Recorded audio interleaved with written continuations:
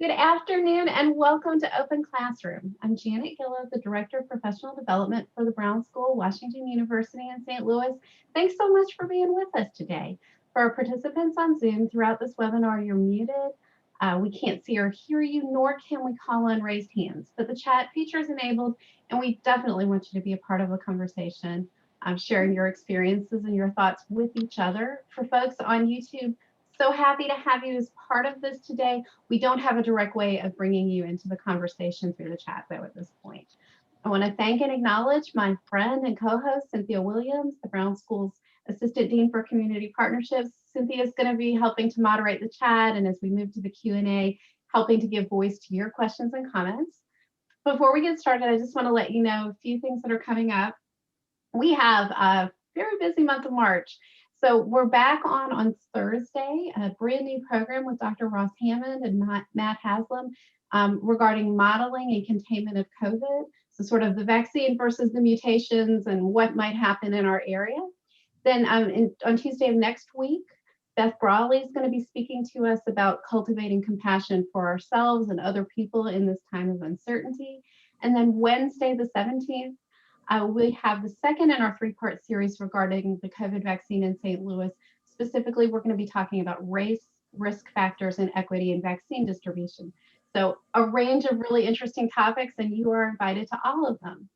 But today we've got a great program that I've been looking forward to, and it's my pleasure to introduce our speaker. Dr. Joshua Walehwa is the Director of Career Services at the Brown School. He's also the creator of the podcast, The Best Worst Thing, and I'm going to share that with you in the chat. If you enjoy this dialogue, it's a great way to hear more from Josh. I know him, though, as a friend and a colleague, a supportive listener, and just an extremely thoughtful human being. So I'm interested for this time together to process this shared experience and how do we take care of ourselves and each other. Looking at Josh's bio, though, and thinking about what I wanted to share with you about him, I think the through line of his career has really been about supporting people on their educational and career journeys.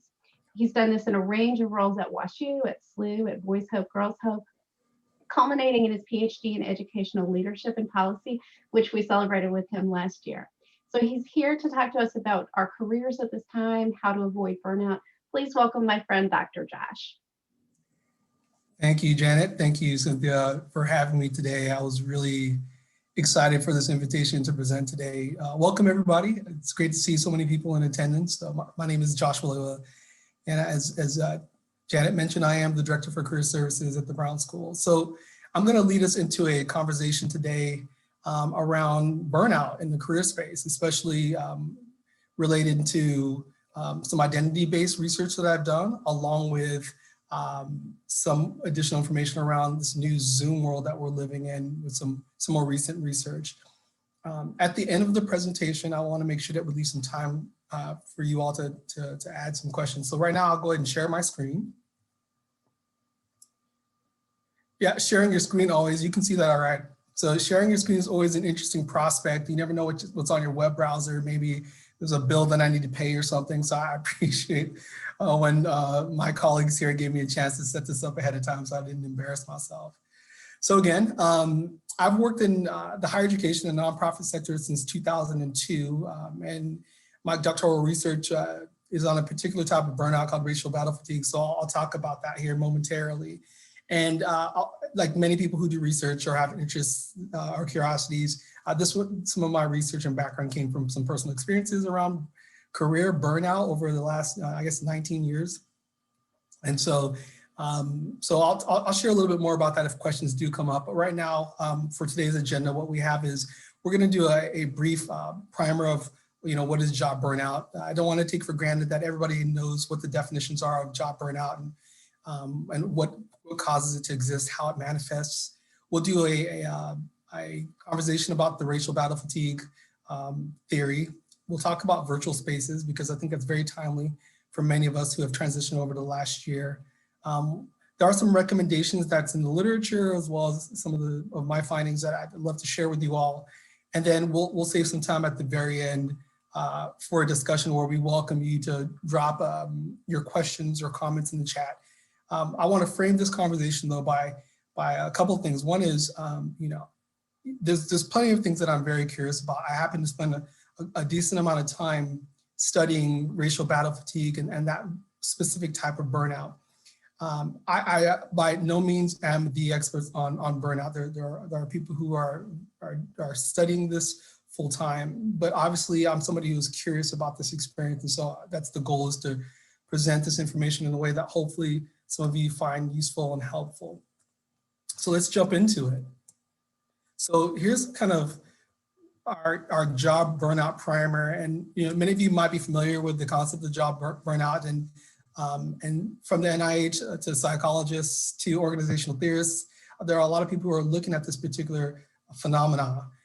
It's described as a state of exhaustion which may occur in a wide range of occupational contexts, where employees become cynical in relation to their work experience and decrease in professional efficacy here. And so, obviously there are certain things here about job burnout. Job burnout is linked to impairments in cognitive functioning and impacts mental and physical health of employees. You can see here it involves chronic strain that results in incongruence or misfits. When you can tell when maybe some value or expectation is not matching the actual reality. Ubdaya talks about the traditional job focus connected to work demands, lack of resources, increased physical or psychological strain in their findings. Maybe high work engagement, which is demand, is associated with depressive symptoms. One thing that I want to note here, though, is sometimes people think, well, maybe if depression is a part of job burnout, then people who are depressed are more likely to burn out in the workplace. And that's not the case. The research does not bear that out. Yes, for sure, job burnout may evolve into depressive symptoms, but because you're presenting depressive symptoms or have dealt with depression or anxiety or any of these other forms of mental health issues that many of us deal with on a regular basis, that doesn't necessarily mean it's a predictor for you to go through job burnout. So I want to make sure that I really parse that out quite a bit. Of course, there's some more expansion. Malish and Leader talk about this, a psychological syndrome which emerging as a prolonged response to chronic interpersonal stresses at the workplace or on the job. And that interpersonal piece is really important. How many of us on this call have had a tough colleague situation? And how many of us have had a tough supervisor situation?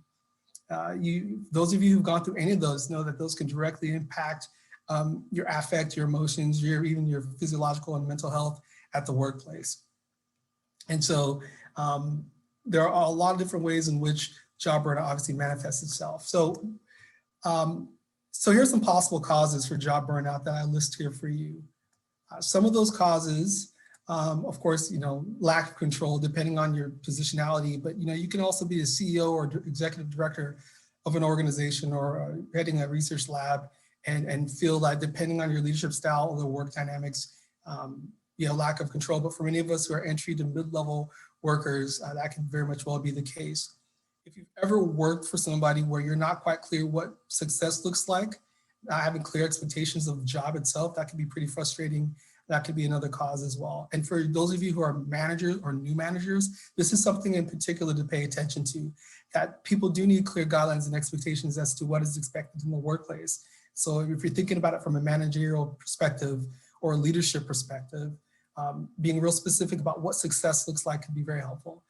Dysfunctional work environments, extremes in activities. That means, there are times of the year where it's really slow and you don't have a whole lot to do. And then times where you're working at a very rapid pace and maybe you're working a lot of evenings, weekends, nights. And so obviously that's a really important piece there. Lack of social support. We'll talk a little bit more about how that shows up in kind of mitigating and getting ahead of that. And then this idea of work-life balance. This is an interesting conversation. I was a part of a leadership conversation last week, and they asked us about work-life balance, and I'll be honest with you, I don't have an answer for everybody on work-life balance, but you know when it works for you and you know when it doesn't. One of my mentors, Dean McLeod, he was one of the last people who would leave work when he worked here, when he was alive, and he worked here at Washington University. I think he loved the work that he did. So for some of you, working at work 60 hours a week may be where you fill your cup, maybe where you get a lot out of life. And for some of us, we know we need a little bit of a challenge or some time away from the workplace as well. All right, so what are the impacts of job burnout here? So you can see here depressive symptoms and emotional exhaustion, lack of concentration and irritability. I don't know if any of us at our best, meet those characteristics up there, but those are things to pay attention to. There's impact to your immune system, cardiovascular issues, pain, lack of satisfaction, and work cynicism, but pain, physiological pain.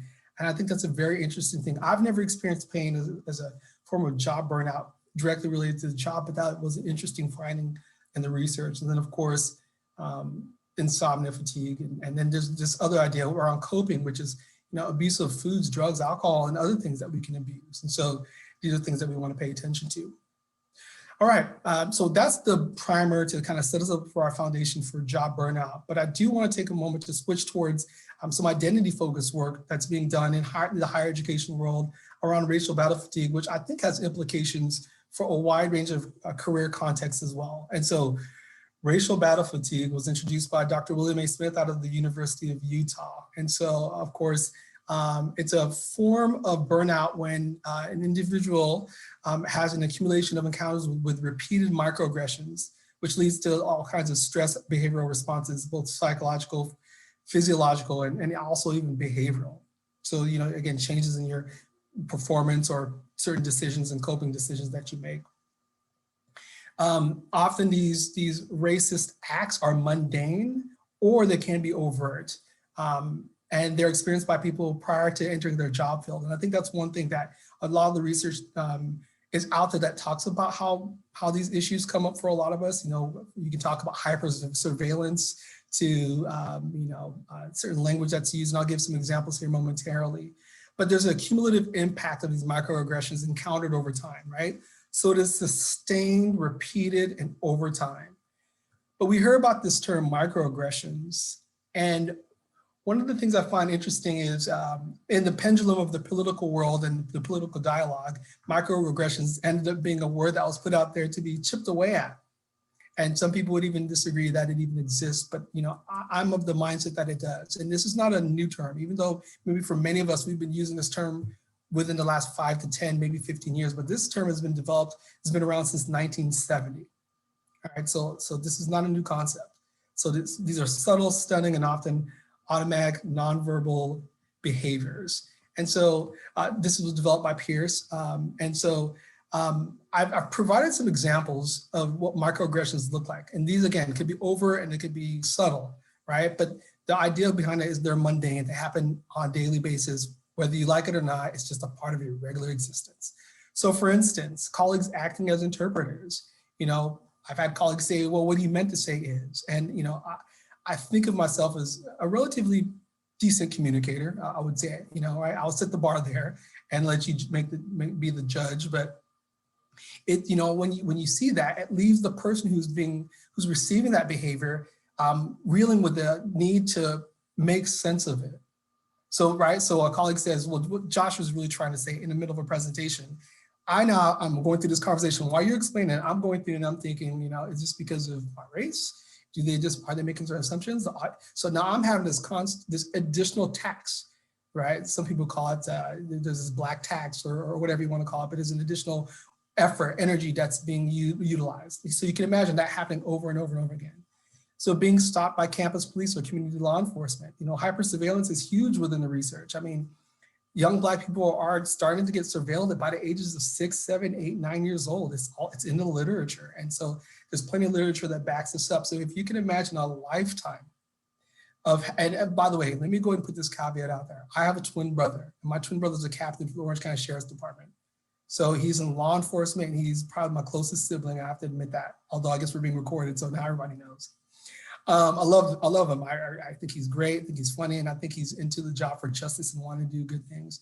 So this is not a knock on law enforcement. I hate that I have to say that, but I will still say, and a lot of us have grown up with hypersurveillance, and hypersurveillance does not mean just traditional law enforcement, right? It's community policing. How do our peers police us in the workplace, right? Like instead of having a confrontational or a conflict with you, how do they talk to higher ups? How do they pay attention and write notes and surveil you?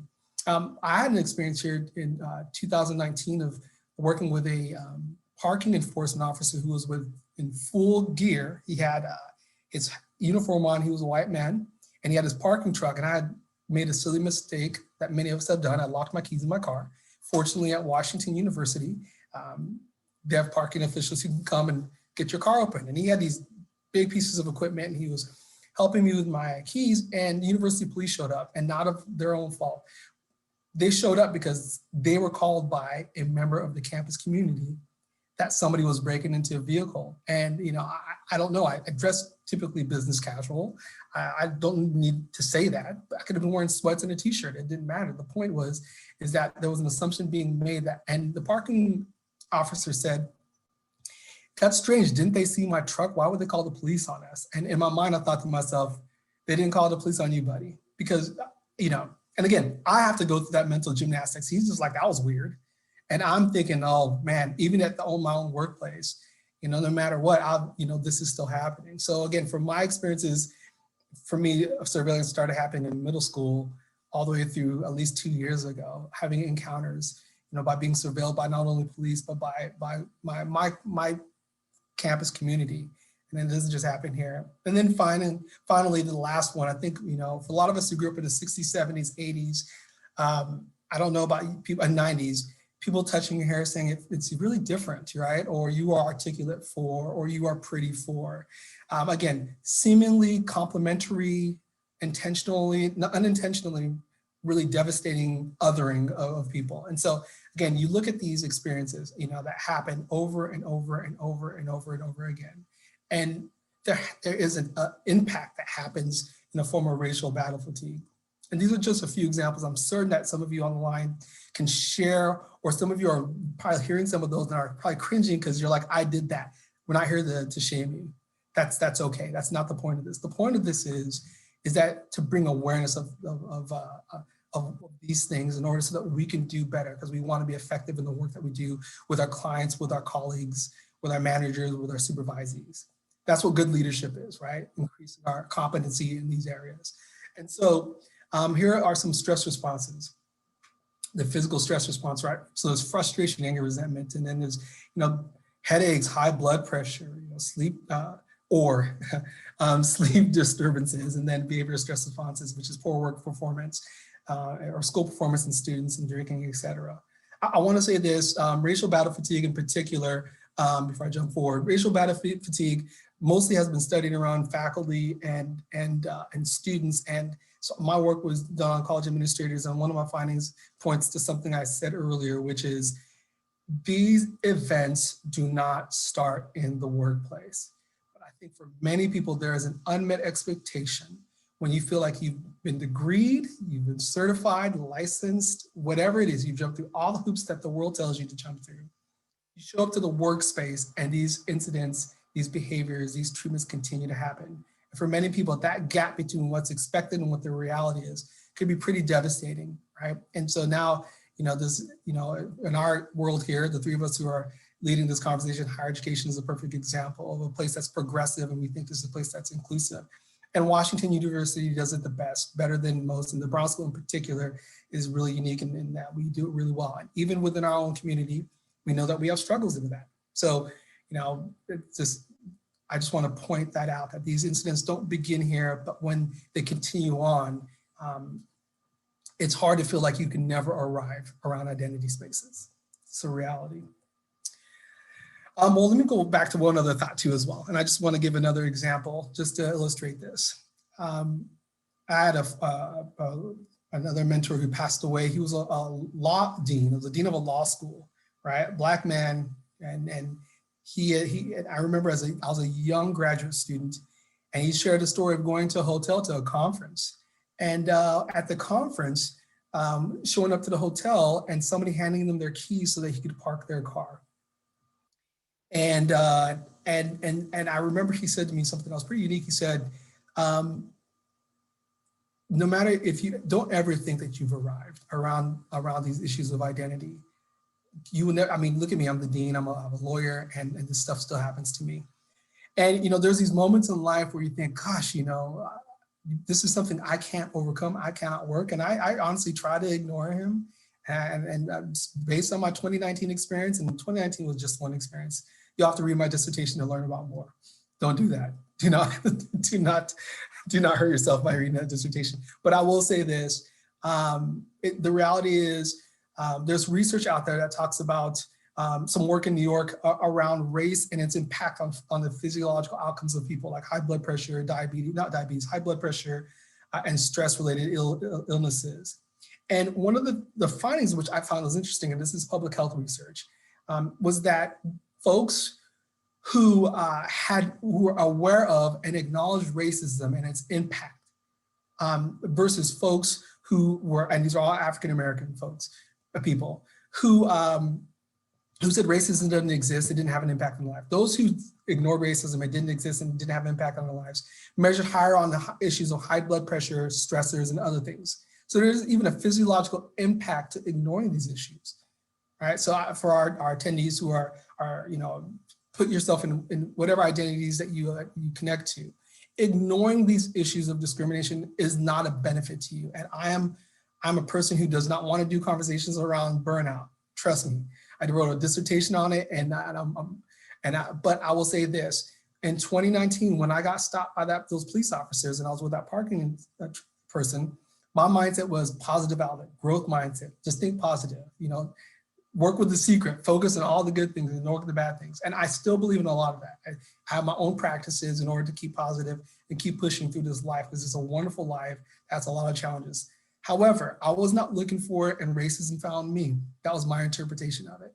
And so I recommitted myself to paying attention and being aware and addressing and dealing with it effectively.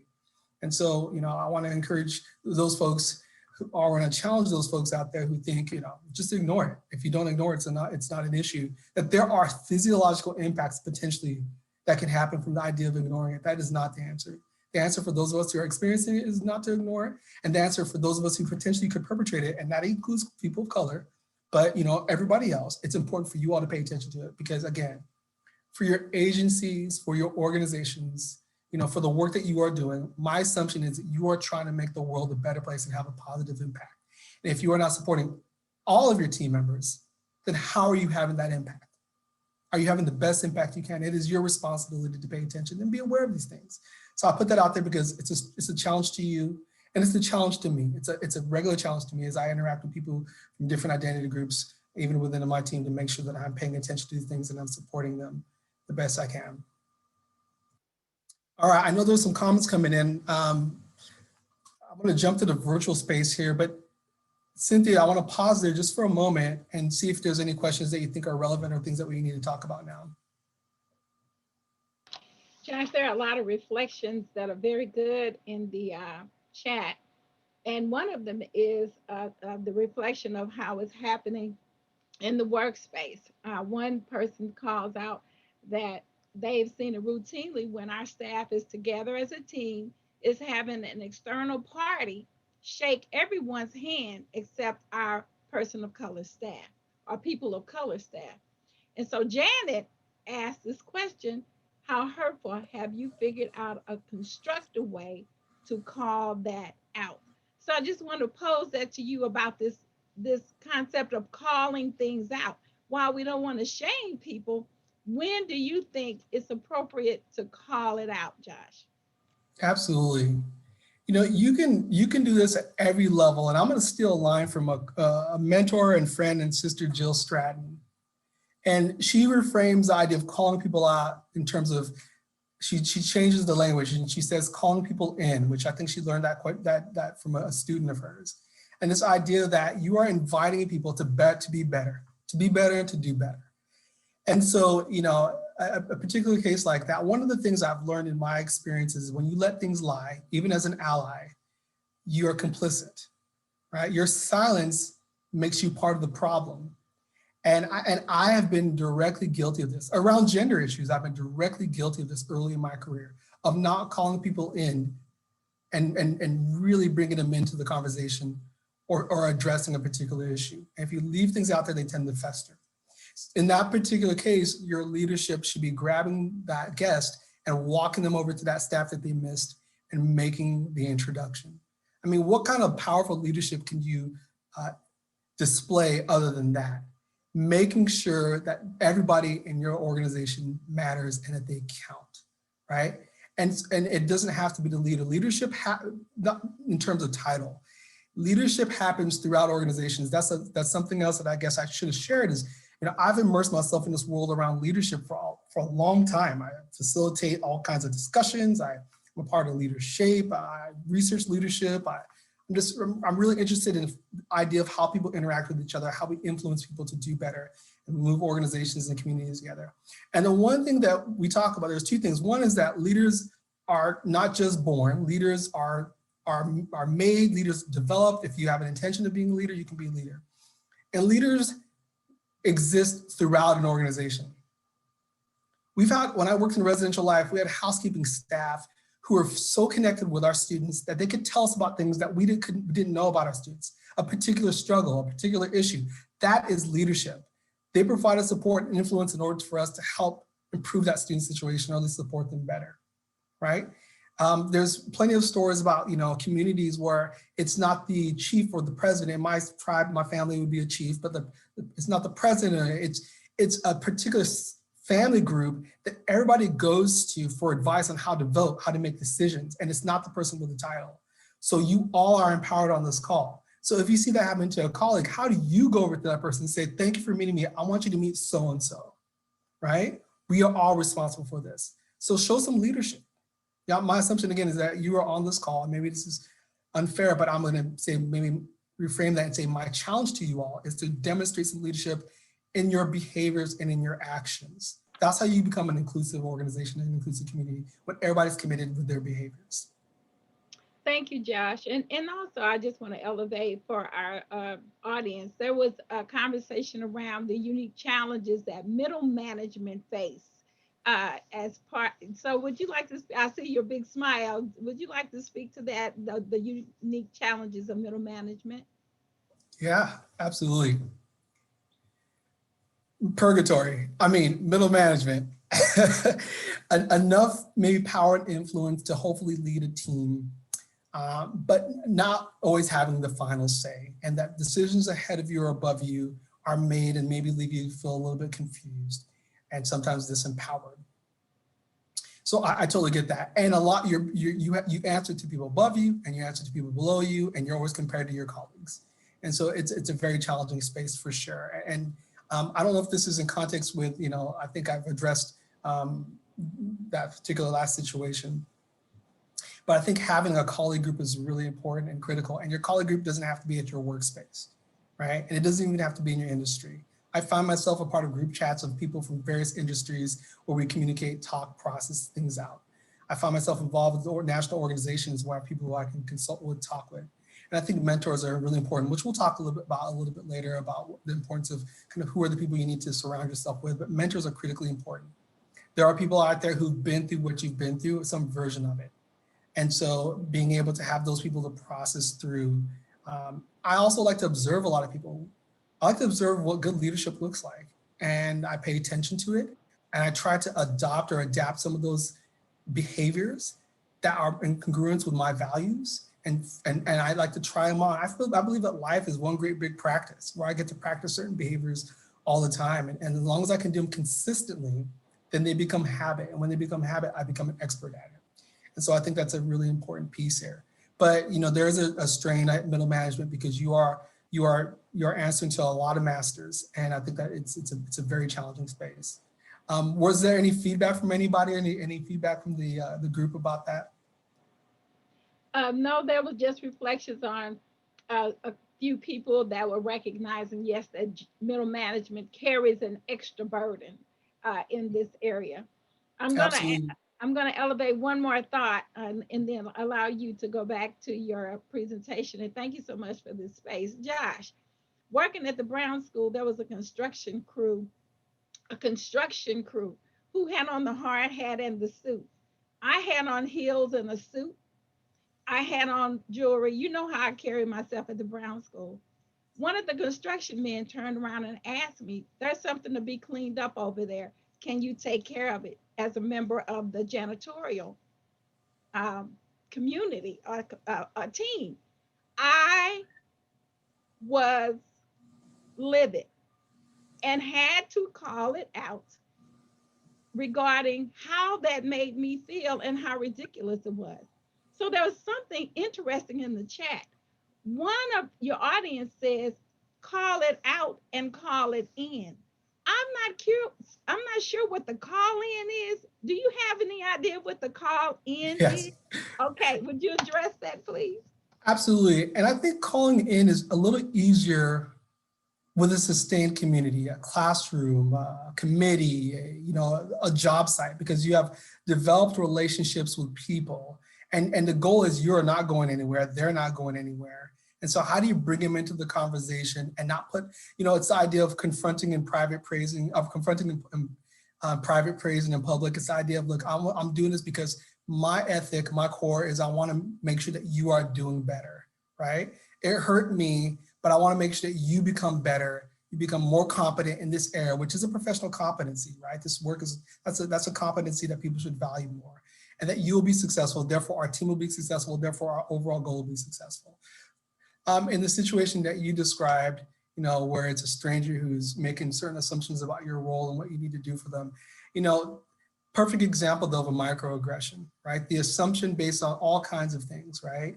I mean, it doesn't matter what uniform you could have had a sticker on your head that said Chancellor of the University, and this person probably would have ignored, looked past that and said, could you clean up this mess for me? And I think those are the stories that people are just not aware of. And it's the chipping and the chipping and the chipping away that eventually over time for some people, if they do not cope with it effectively, if they do not find the best strategies for that, leads to that form of burnout. And so, I can imagine, it makes sense. I hate that you went through that, Cynthia, of course, because I know you personally. And I can imagine, me saying something probably not helpful in that moment, if that happened to me, like, grab that person by their arm and be like, I need you to clean this up. Why me? So like there may be, I don't know how you eventually handle it, but it is something that's very frustrating, and that's a perfect example of that. But calling in, I think, does exist better in a where there's capacity for kind of ongoing long or even short-term relationships, maybe a small committee who's together for a particular project. There's still opportunities to be more authentic and have honest conversations. And I guess the point here too also is when you let those things lie, you hold on to those things. You still remember that experience. I still remember 2019, but I can also remember middle school of being harassed at the local AM/PM mini market in Southern California. Like these experiences, I'd rather have somebody say the other day, I'd rather have somebody hit me because at least I could heal from that wound. In certain instances, I don't take lightly abuse. I don't think that that's good in any form, but I'd rather stub my toe because I could get over that. How about that, right? Versus some of these types of slights that have devastating impacts and that they stick with us. And then you build on top of it and you build on top of it. So those are the things to pay attention to. All right, so we have this conversation around the virtual space. And so again, I want to make sure that we have time at the very end to really elevate some more discussion. And so this is maybe what a lot of you came for. So here you go. And it's been on the screen for a while. But here are some issues around the virtual space that I'm certain that many of you who are attending today can connect with. This feeling to be, the need to be available all day. What is Saturday anymore? When we find ourselves doing work on Saturday, we clock out at 5. Okay, maybe for some of you 6:30 in traditional times, but now you find yourself checking email at 7, 8 o'clock at night or 6 o'clock in the morning. You work out from home, there's no commute. And so you find yourself right after your workout, jumping on the computer before you even get a chance to take a shower.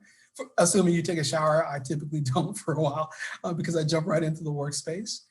Working longer hours than usual is a big part of that. Obviously, there's this area around flexibility, and this is the part where managers and employees need to have open communication, because the virtual space means that we're taking care of a lot of things and not feeling the support and feeling pressure to be on from 8:30 to 5 when you're taking care of a lot of things can be very difficult. You maybe have young children at home or aging parents.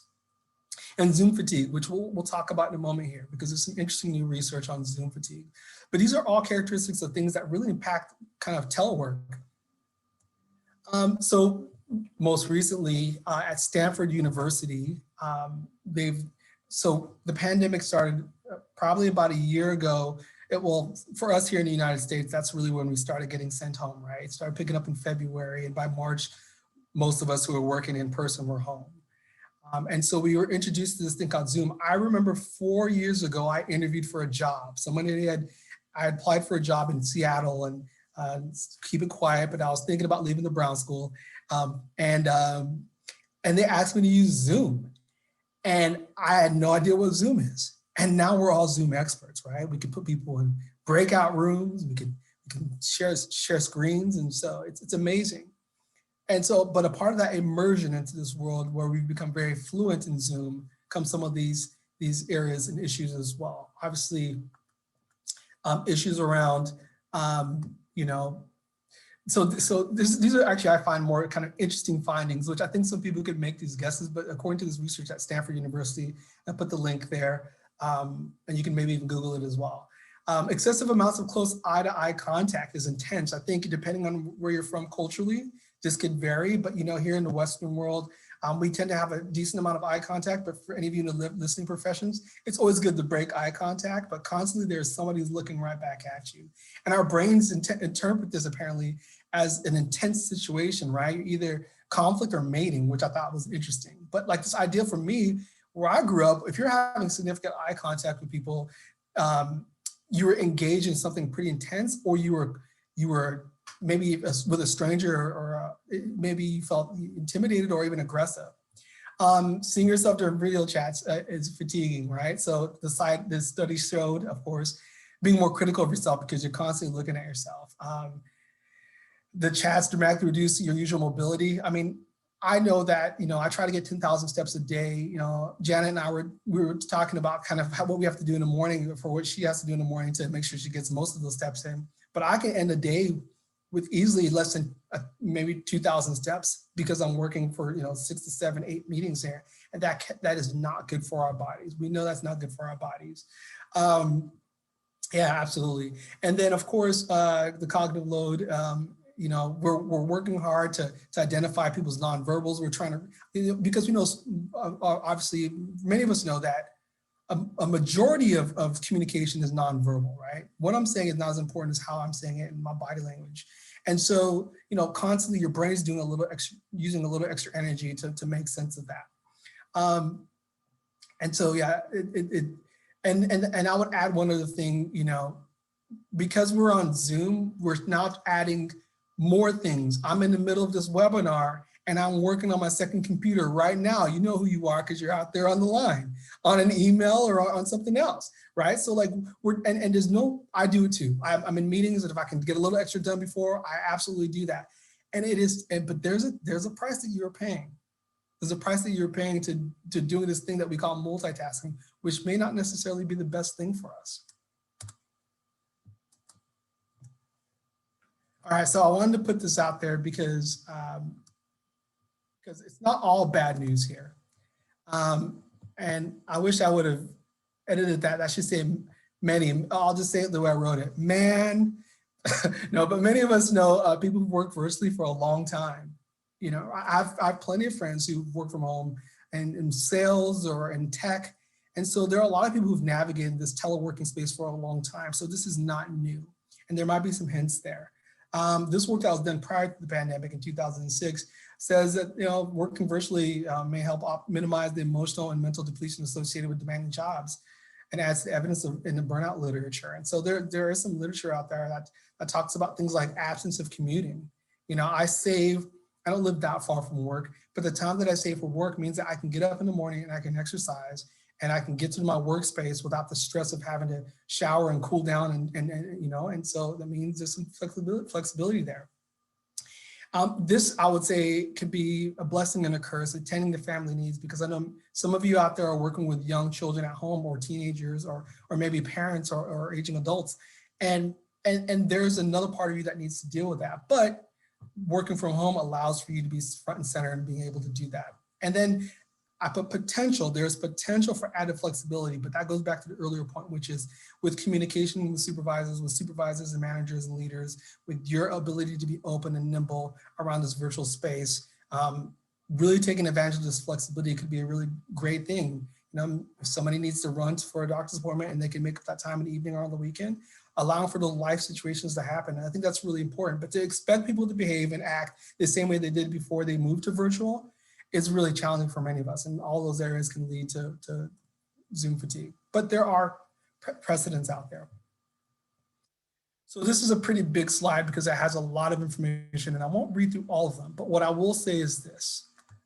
There are some recommendations that are out there for you all who are transitioning to the virtual space. One of them, of course, is setting clear boundaries at home. This can be found in any situation, but even in traditional times, but making sure that you know when work time is work time and when your time is your time. I put, there's meetings on my calendar that I set aside, to do other engagements. After this presentation, I'm going to go for a walk for an hour and I'm going to feel zero guilt about that because that is good for me. And also, it's for those of you in St. Louis, it's 70 degrees. You need to get outside after this talk. And so those are really important.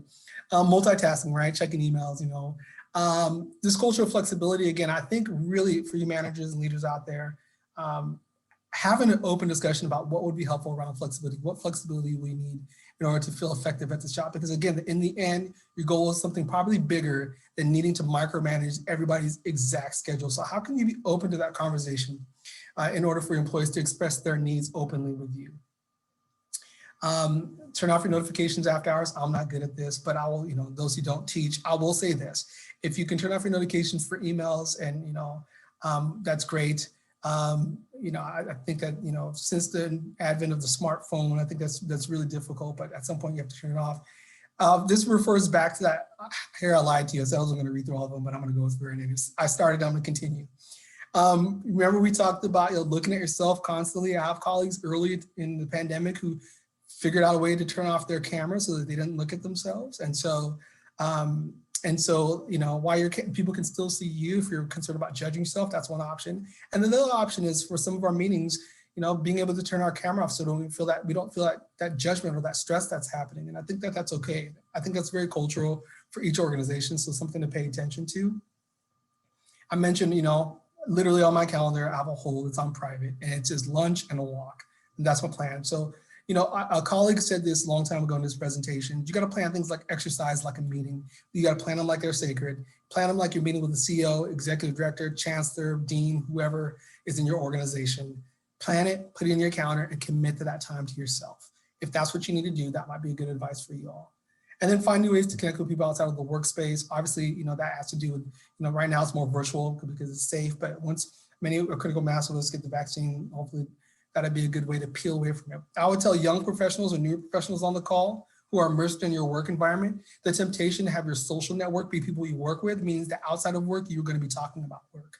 And so one of the things, I think that's great. I love to socialize with my colleagues outside of work, but it's also really important to find new places, whether there's ways to get involved, engaged, whether it's volunteering, professional organizations, et cetera. But there may be other ways for you to get engaged and a larger network of people who don't do the work that you do. And I think that's a way of helping you unplug from the work that you're doing. And it's all underscored by this idea of intentionality. That cannot be underscored anymore. If you don't plan it out, and if it's just an idea, then it's just a dream, really. I think if you plan it out and you are intentional about it, you can make some of these things happen. And so you have to take intentionality in a lot of areas of your life, and I think this is one of them. I want to circle back to racial burnout, racial battle fatigue, or just any identity-related things. You need to, the recommendations out there about finding healthy support systems, whether that's a therapist, a counselor, whether it's friends, trusted colleagues, a partner, or spouse. I think that there are a lot of places where you can get additional support. One of the challenges on general job burnout, but also around identity-based burnout, is what are our coping mechanisms? And the research shows that people abuse alcohol or drugs or other things. And so that's something to pay attention to. And so how can you replace some of those temptations for unhealthy coping mechanisms with healthy ones? For managers, just awareness is key. We talked about this earlier, but for some of you, you are hearing about this for the first time. And I know that, when I started digging into the research, I try to disprove it, right? That was my mindset, was like, well, this can't be true for all situations.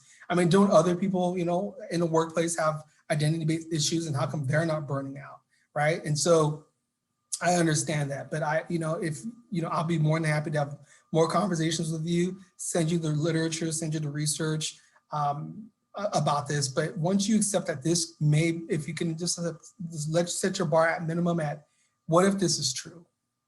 What if this is true?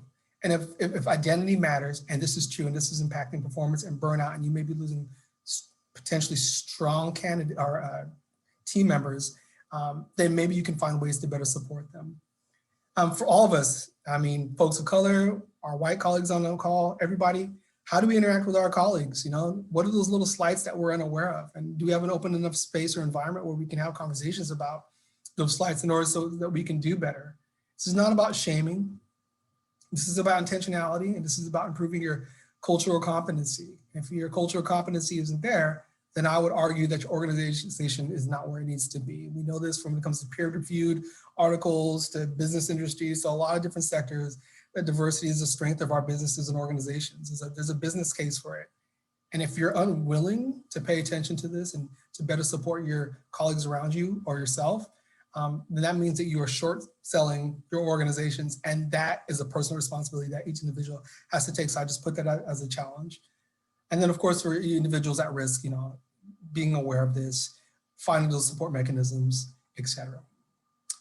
So that concludes my official part of the presentation. And we have about 13 minutes left. I didn't think that I would talk this long. I should have known better.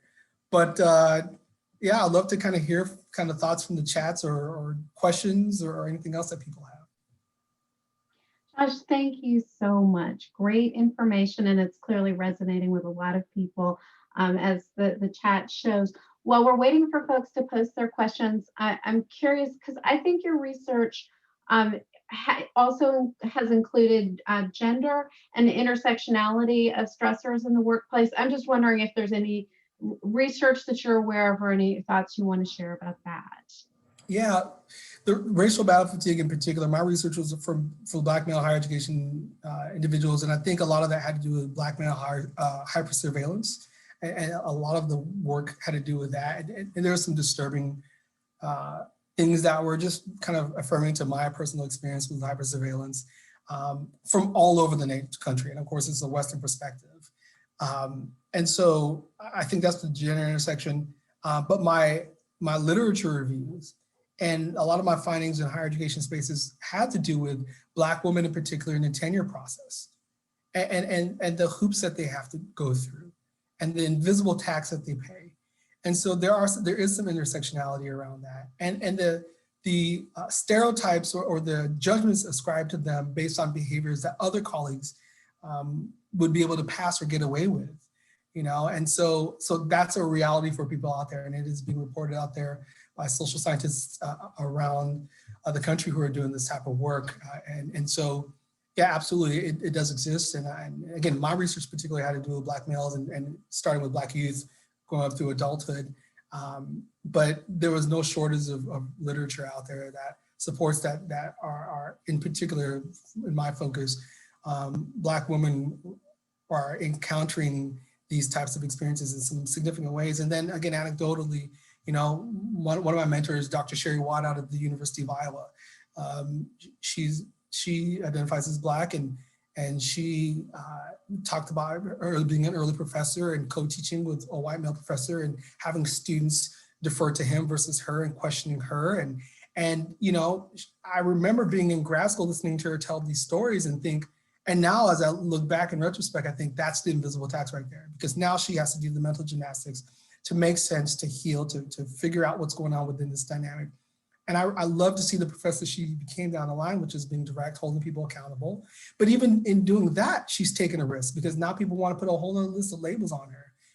Whereas maybe I might be able to get away with that space, even though we are in the same skin tone, I may be able to get away with that because of my gender, right? I may be able to be more direct and confrontative or whatever else. And so there are things out there that exist, and we need to believe them. We need to pay attention to these, and we need to explore these ideas.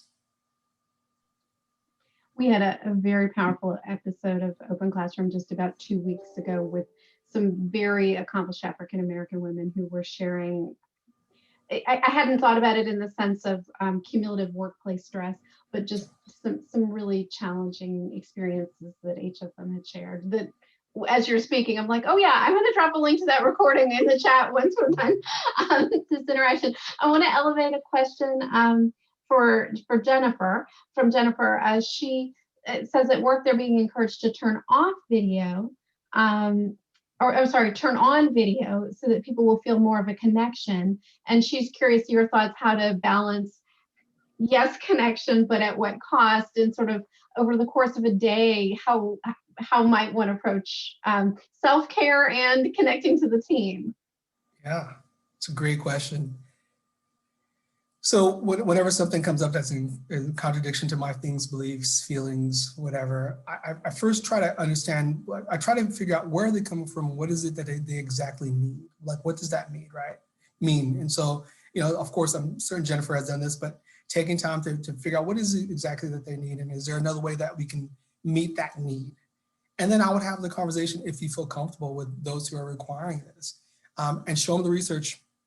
There's, again, show them the research there, that, and I don't think they use that as like, the research says, I get the term like, Dr. Josh says, turn the camera off. I'm not saying that, but having a full, open, wide discussion about, what's the intention behind this? What are the multiple ways in which we can brainstorm where we can feel a level of engagement and connection, without always having to have our camera on? And are there some alternatives? I think whenever you're at an impasse, instead of coming up with a game plan for yourself and having to go against them, point counterpoint, if you're able to sit down and really have a conversation where you both acknowledge that the rule is that we are going to brainstorm a bunch of different options. One of the options can be cameras on all the time, 100%. The other option can be cameras off 100%. And a lot of options in between. What can we explore? And what are the options where we all can feel comfortable walking away as a group, where we can feel like we're still engaged, it is still meeting that need that we're trying to meet.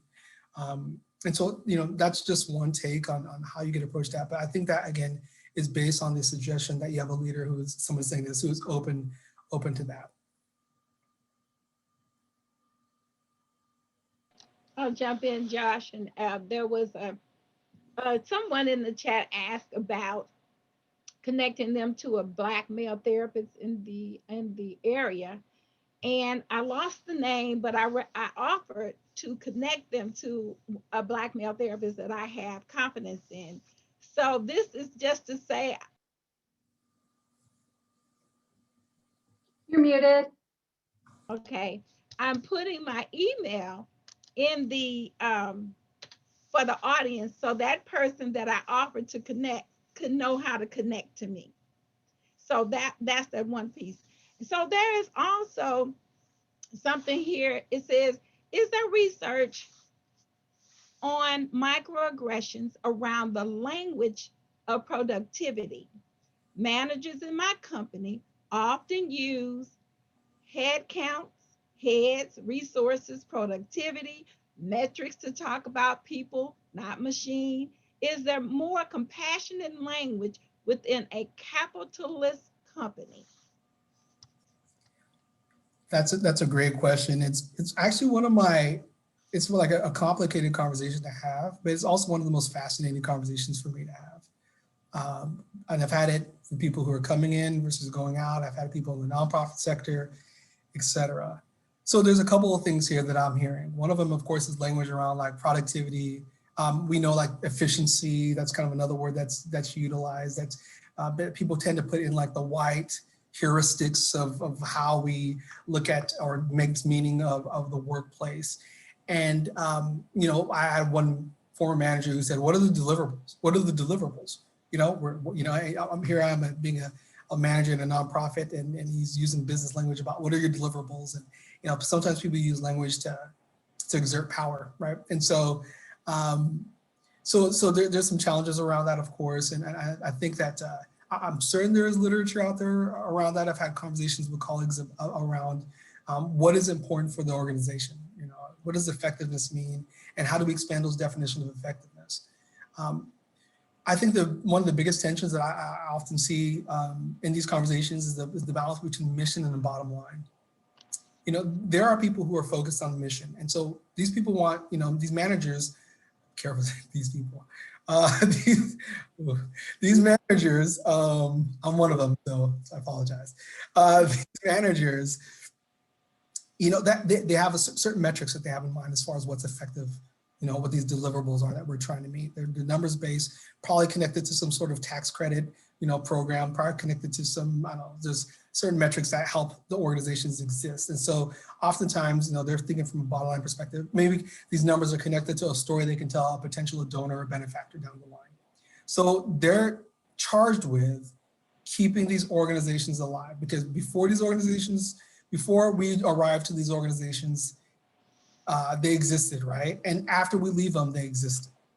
So there's that challenge, that you have that tension between those folks who are bottom line, kind of efficiency oriented, productivity, and have certain metrics. And then there's the rest of us who are saying, but there's other ways to measure success. This young person has grown, they've done better, they've passed a certain grade, they're scoring better in this particular class. But not only that, I watch how they interact with their peers. And there are things that you can't necessarily write down in a brochure or report to an agency that's going to get you that tax credit. And so there's that balance between mission and bottom line. And that's an open conversation that I think needs to happen. But there's two things that I think need to happen here. One of them, and again, this is not prescriptive, because again, I don't see myself as necessarily as the authority on this, but one of them is you have to accept that dynamic right off the bat. I don't care what position you're in, whether you're an executive leader or whether you're a new staff member who's doing work with your clients, et cetera. You have to accept that both have to exist in order for your organizations to exist. If we're all mission focused, your organizations won't be good on the books and you won't have a job. And therefore, you will not be serving people in the ways that you can. So you need to have people who are oriented in that direction. On the other hand, you have to have better relationships, or hopefully develop better relationships, so that you can expand those conversations about what success looks like.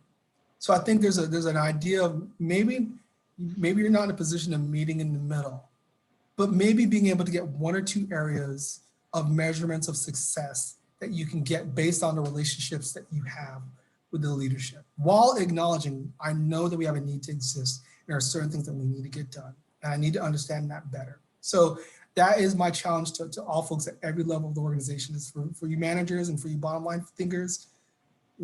Think about your people on the ground who are doing the mission work, and for your mission workers, think about the longevity of the organization so they continue to help people. And how can you balance that tension, because you're both needed.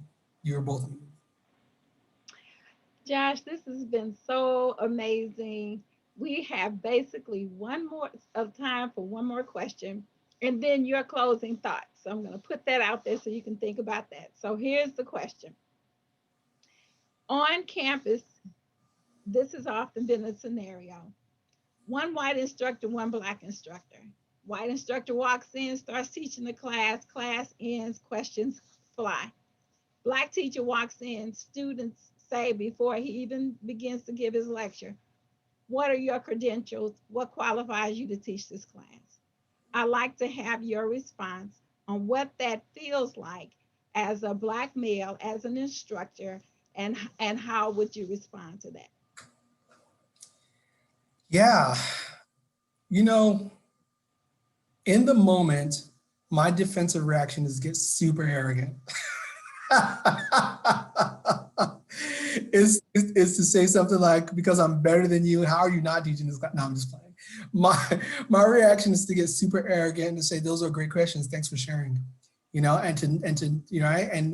by the way, I'm going to need you to have a conversation after class, and then we can deconstruct that, because I'm not going to take the time with the rest of the class because of your ignorance, right?